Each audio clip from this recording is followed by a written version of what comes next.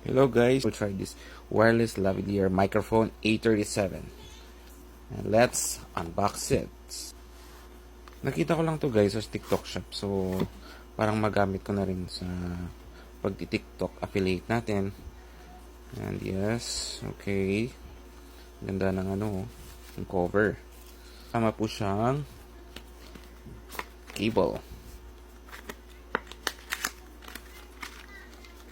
This is a type C guys.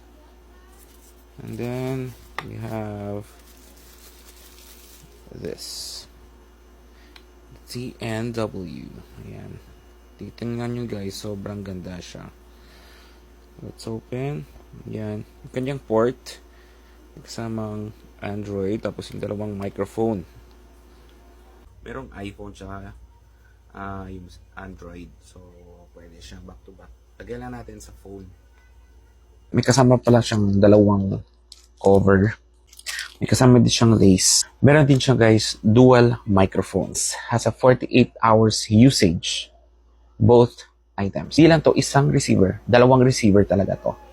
So you can put your iPhone or your Android. Ito guys, very handy tsaka very portable. So kung nagsisimula ka pa lang sa TikTok affiliate, I think this is the best buy for you guys.